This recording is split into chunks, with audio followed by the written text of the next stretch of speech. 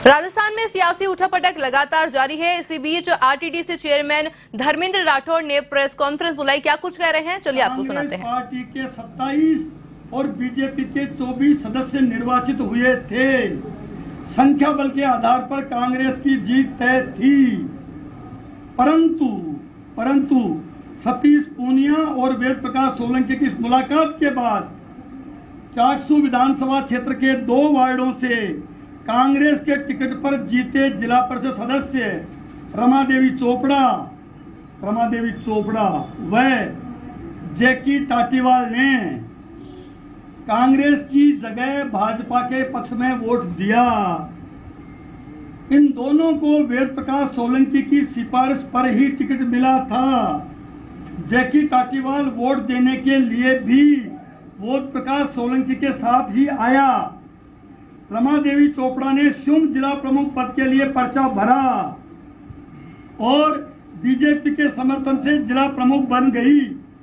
उन्हें 26 वोट यानी 24 बीजेपी की जगह उनको वोट मिले 26। रमा देवी और जैकी टाटीवाल के वोट मिला के जो कांग्रेस से रमा देवी जीती, जैकी टाटीवाल जीते, उन 2 को मिला के बीजेपी के 24 और 2 ये कांग्रेस के वोट सही थे और कांग्रेस को वोट मिले 25 एवं कांग्रेस पार्टी के उम्मीदवार सरोज की हार हुई। इस घटना की रिपोर्ट भी प्रदेश कांग्रेस द्वारा जो गोविंद मेघवाल जी प्रभारी थे जयपुर, उस वक्त जयपुर जिले के जिला प्रमुख चुनाव के, आपके बीच बैठे हैं, माननीय मंत्री भी हैं, भेजी गई थी। अनुशासनहीनता की इस प्रकार की घटनाओं पर कोई कार्रवाई आज तक नहीं हुई है। आज जो लोग अनुशासनहीनता की बात कर रहे हैं वो ध्यान करें कि कांग्रेस का नुकसान कर बीजेपी को जिताने वाले गद्दारों का कौन सा अनुशासन था। अजय माकन ने कांग्रेस से गद्दारी की इस घटना पर प्रदेश कांग्रेस की रिपोर्ट के बावजूद कार्रवाई क्यों नहीं की और पायलट समर्थक सोलंकी को क्यों बचाकर रखा। इनको नोटिस तक जारी अभी तक नहीं किया गया है। ये सवाल आज राजस्थान कांग्रेस का हर कार्यकर्ता पूछ रहा है। मानेसर गैंग के पापों को अजय माकन भी नहीं छिपा सकते। वेद प्रकाश सोलंकी बताएं कि मानेसर गैंग और भाजपा के बीच दलाली का ये काम उन्होंने किसके इशारे पर किया, ये हमारा है। अभी आप देखिए और पूरा वीडियो क्लिप चालू करिए भाई।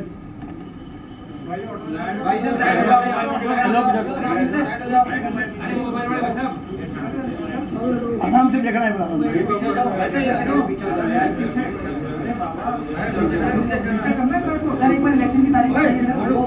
6 तारीख को वोट पड़े, 6 को वोट पड़े थे, 6 को प्रमुख के और 7 को उप प्रमुख के।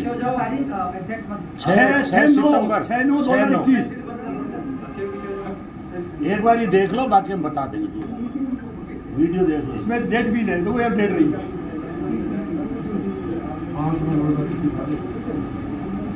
ये वेद प्रकाश, ये देख लो, वेद प्रकाश है।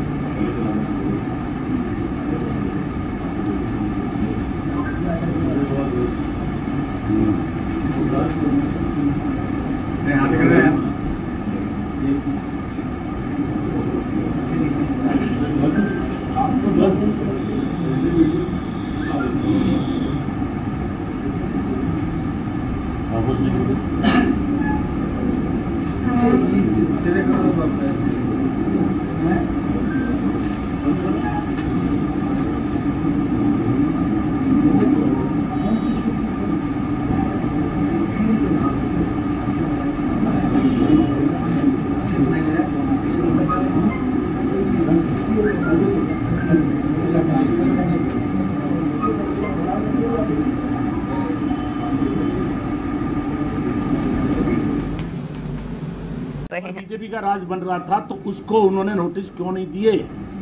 हमारा ये इसलिए लाना जरूरी हो गया, और हम लोग बीच में चुप इसलिए रहे भी कैसे ही पार्टी में एकता बनी रहे, पार्टी का भ्रम बाहर ना जाए। और आज अजय माकन जी जिस तरह से जाकर के मीडिया को सीएम साहब के बारे में बोल रहे हैं, धारीवाल जी को, महेश जोशी जी जैसे सीनियर नेताओं के बारे में जो नोटिस तुरंत जारी किए हैं, धर्मेंद्र जी के बारे में, इसलिए हमें मीडिया में आके ये बात बतानी पड़ी कि यह 7 तारीख का लेटर है। और हम 3 जने थे, मैं था, रीटा जी थे और मुमताज मसीह, तीनों के साइन है। और 7 तारीख को लेटर भेज दिया। आपने अनुशासनहीनता का क्यों इनको जो है जारी नहीं किया? इससे साफ जाहिर होता है कि आपकी मंशा में कहीं ना कहीं गड़बड़ थी कि इतना बड़ा घपला किया, हमारा प्रमुख राजधानी का हार गए, वहां तो आप नोटिस ही नहीं दे रहे हो। हम भी चुप बैठे हैं भी पार्टी की कैसे एकता कायम रहे।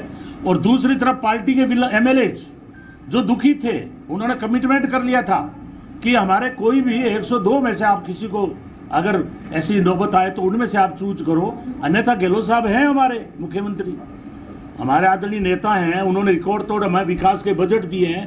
हम चाहते हैं कि वो राजस्थान के विकास पुरुष हैं, वो मुख्यमंत्री रहें, ताकि अगले विधानसभा में जो 1.5 साल के बाद हमारा चुनाव है उसमें उन बजट घोषणाओं को हम लाभ ले सकें।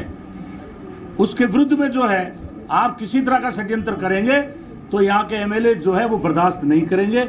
ये हम आपसे निवेदन करना चाहते हैं।